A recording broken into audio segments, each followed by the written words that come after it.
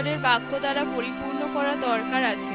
যেভাবে পবিত্র বাইবেলে প্রকাশিত বাক্য 22 অধ্যায় 13 পদে লেখা আছে যে আমি আলফা এবং ওমেগা, প্রথম ও শেষ, আদি ও অন্ত। প্রিয় ভাই বোন, ঈশ্বর বলছেন যে আমি আলফা ও ওমেগা আছি। আলফা কথার অর্থ প্রথম এবং ওমেগা কথার অর্থ শেষ। আর আলফা ওমেগা হলেন প্রভু যিশু।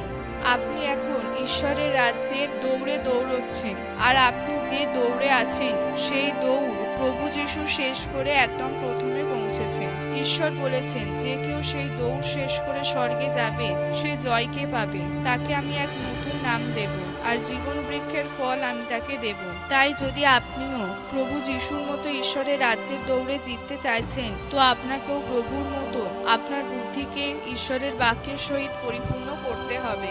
ঈশ্বরের দাস পৌল বলেছেন, সততাকে আপনার কোমরে বাঁধুন এবং উদ্ধারের বস্ত্র পরিধান করুন। কিন্তু লোকেরা এখন বলে যে আমি কিভাবে সততাকে আমার কোমরে বাঁধবো? এই প্রশ্নের উত্তর পিতর তার পত্রে দিয়েছেন যে আপনার বুদ্ধিকে কোমরে শক্ত করে বাঁধুন, কারণ শয়তান বুদ্ধির ওপর অ্যাটাক করে। যদি আপনার বুদ্ধি সততায় পরিপূর্ণ থাকে, অর্থাৎ ঈশ্বরের বাক্যে পরিপূর্ণ থাকে, তাহলে যখনই শয়তান আপনার ওপর অ্যাটাক করতে আসবে তখনই আপনি শয়তানের পরিকল্পনাকে ধরে ফেলবেন ও তার যোজনাকে বুঝতে পারবেন। তাই ঈশ্বরের বাক্যের সহিত আপনাকে জুড়ে থাকা খুবই গুরুত্বপূর্ণ আছে, কারণ যখন আপনি বাইবেল পড়েন এবং বাক্যের সাথে জুড়ে থাকেন তখন আপনার বুদ্ধিকে আপনি শক্ত করে বাক্যের সহিত বেঁধে রাখতে পারেন।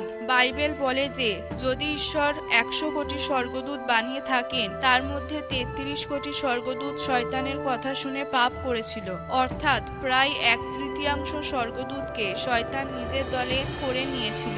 এখন ভাবুন, যে শয়তান সেই সমস্ত স্বর্গদূতকে পাপের পথে নিয়ে গিয়েছিল যারা দিনরাত ঈশ্বরের সামনে দাঁড়িয়ে থাকতো, তাহলে আপনি বুঝতে পারছেন যে শয়তানের কাউকে বিপথে নিয়ে যাওয়ার ক্ষমতা কতটা আছে। তাই আজ শয়তান আমাদেরকেও বিপথে নিয়ে যাওয়ার চেষ্টা করে, কিন্তু আমাদের শয়তানের কথাকে শুনলে হবে না। আমাদের ঈশ্বরের বাক্যের সহিত বুদ্ধিকে পরিপূর্ণ করতে হবে। আর যখনই শয়তান আমাদের অ্যাটাক করার চেষ্টা করে, তখনই আমাদের ঈশ্বরের বাক্যের সহিত জয়বন্ত হয়ে স্বর্গরাজ্যে প্রবেশ করতে হবে। আমেন।